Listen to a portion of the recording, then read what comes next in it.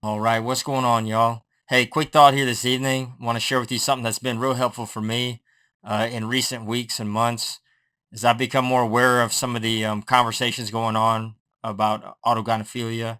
It's something I've been aware of for a number of years, but some good insight here lately. And that's really what I want to share is that just becoming more self-aware, having greater insight into what AGP is huge, and being able to really live life where it doesn't control you.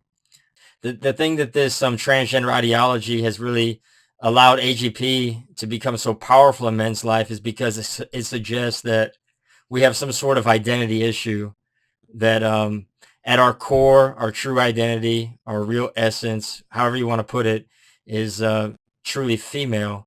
And if we believe that, or we try not to believe that, what we really kind of do, it puts us in a tough spot when temptation and trial and life gets hard and those desires really ramp up. But the reality is that's not true. And that's what I've learned more about AGP is that it is really just a auto heterosexuality. It's a desire for a woman that's been turned inward.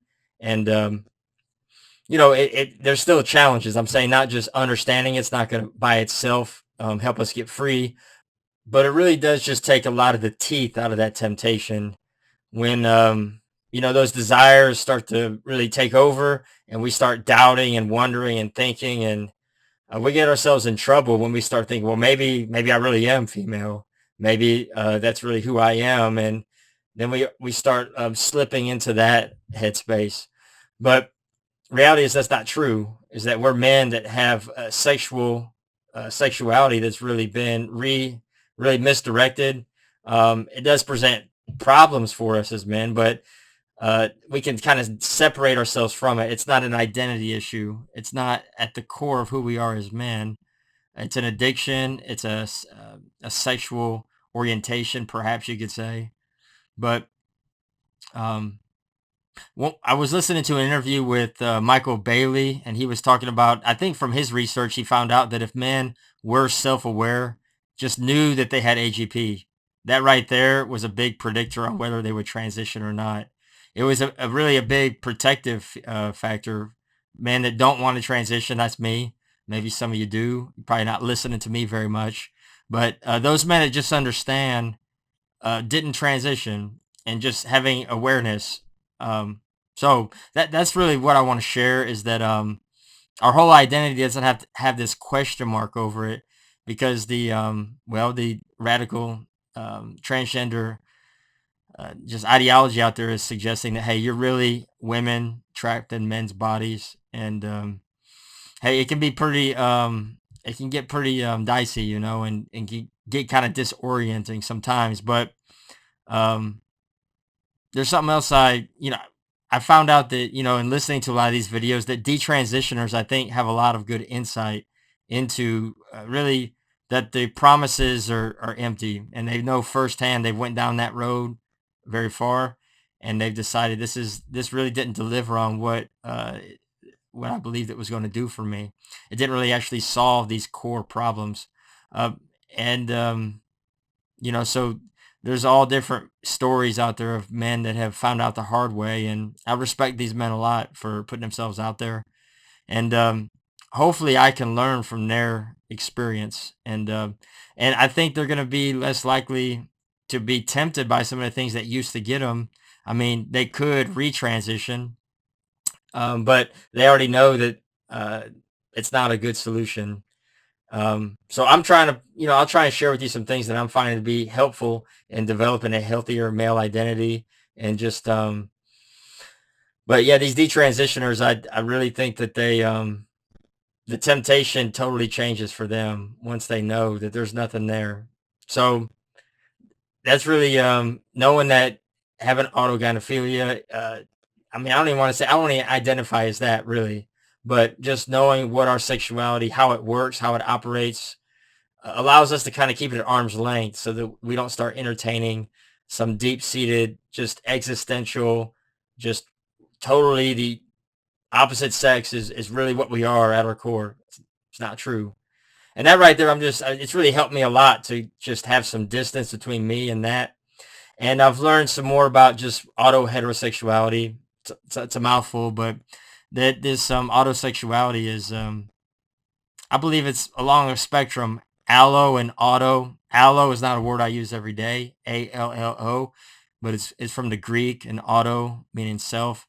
But other oriented sexuality is something else that I can also partake in, and that's really been what I've been doing for past number of years without really maybe putting it that way.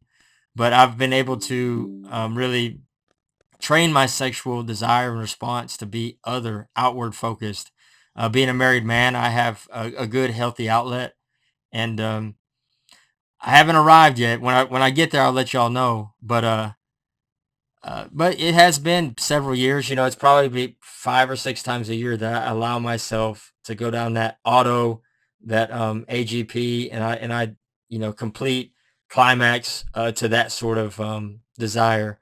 Whereas allosexuality, focusing on my wife and directing outward is just many, many, many more times than that I'm successful, and that's my focus. But I have found that over the years and even lately, as I've become just more in tune with what I'm being more intentional about what I'm doing, I have a greater appetite and hunger for my wife and a desire to go after her.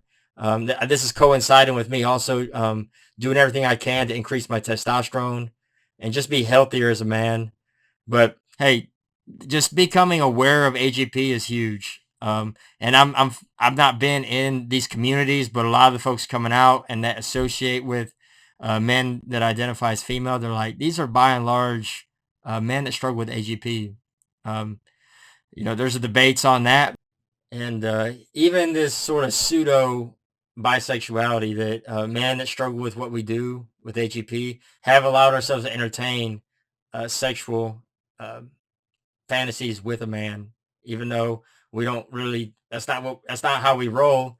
But when you really get in that headspace and you're trying to identify as her, that's what she's all about. So anything to be more like her, that's how AGP works. So, but even these maybe HSTS men who have allowed themselves to have attraction for men in this sort of pseudo homosexual sort of way. It might even explain the way that men who are homosexual have this desire to be with a man, to play the sort of submissive feminine role in that relationship.